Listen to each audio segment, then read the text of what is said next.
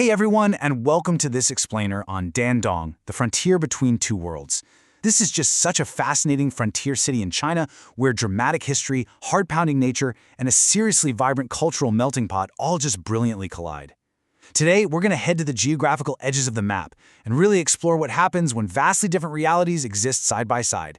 A river becomes a frontier, and a frontier becomes a window into two different worlds. Let's just dive right into this with a breathtaking visual, shall we?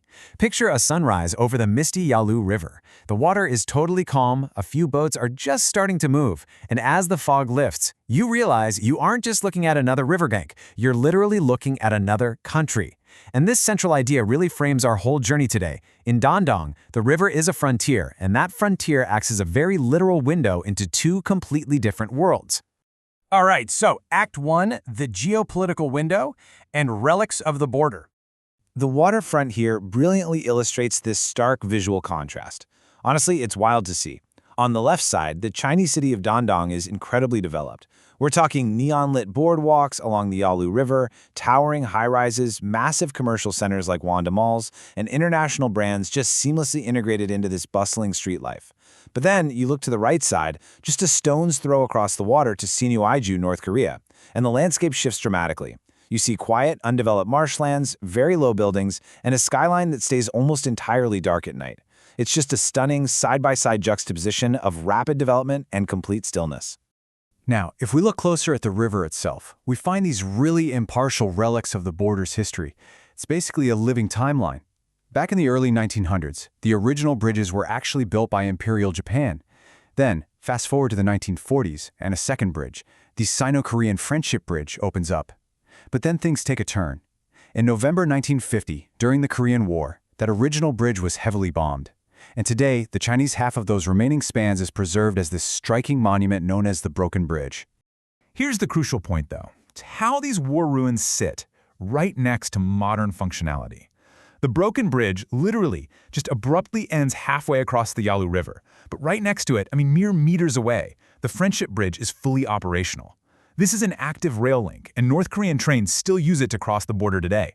If you're visiting Dandong, you can even take a border cruise out on the water. It offers this really neutral, super close-up observation of both the bustling Chinese boardwalks and the quiet North Korean riverbanks. It is definitely a surreal experience, seeing a monument to war right beside an active international supply line.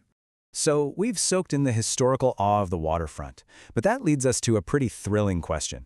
How does a city balance such heavy, dramatic historical relics with rugged, untamed nature? What happens when we leave that river basin and head up into the towering heights? Which brings us to Act 2, the natural window and scaling Phoenix Mountain peaks. Okay, if you're afraid of heights, you might want to brace yourself because the physical demand of this environment is grueling. Hikers start out by navigating the waterlogged, stream-filled depths of Phoenix Cave. Then it gets tighter. You literally have to squeeze sideways through this narrow rock crevice, aptly named the Tiger's Mouth. Next, you're inching across sheer stone drops, and the railings? Yeah, they barely reach your knees. Finally, you summit the infamous Old Cowback Ridge.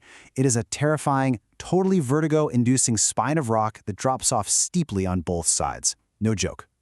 Just listen to this quote. "I thought I could overcome my fear of heights, but my legs turned to jelly on the glass walkway." That perfectly captures the intense psychological challenge of this mountain.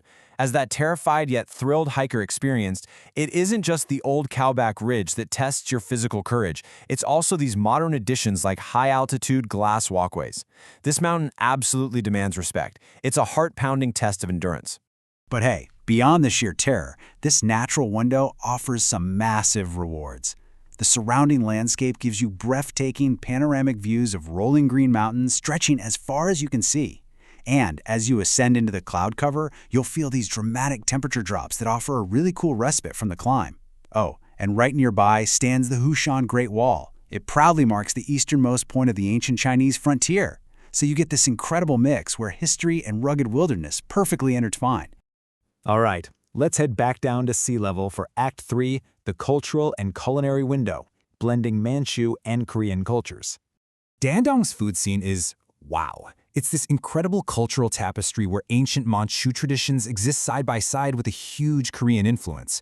Over on the Manchu side, you've got the famous 8-grade bowls, or badawan. Think hearty stuff like wild boar ama meat, blood sausage, and these incredibly rich sauerkraut stews that are just the heart of Northeast China.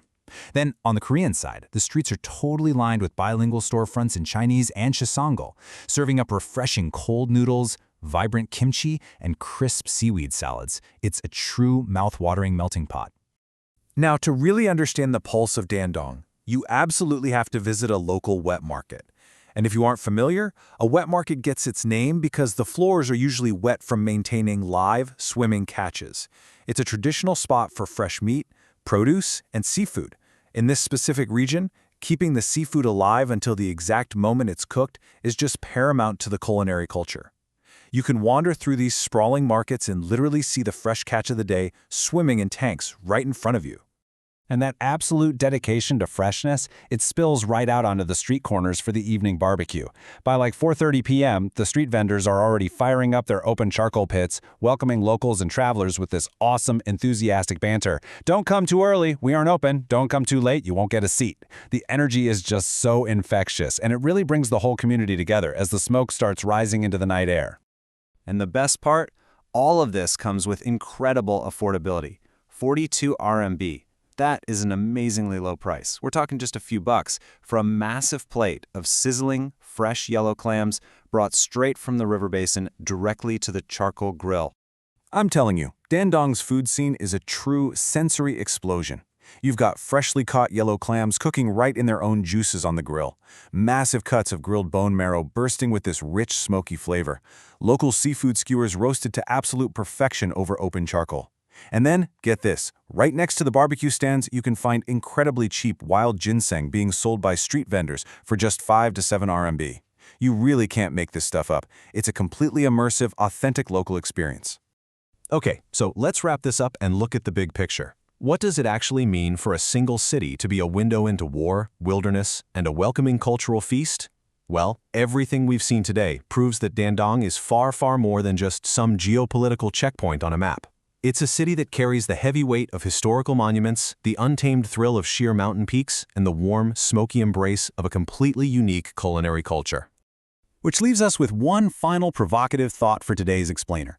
If you could stand on the edge of two worlds, right at this fascinating frontier, what would you seek out first? Would you look across the river to observe history? Would you climb the terrifying heights of Phoenix Mountain? Or would you immediately sit down on a bustling street corner to share a meal? Think about it. Thanks so much for joining me for this explainer, and I'll see you in the next one.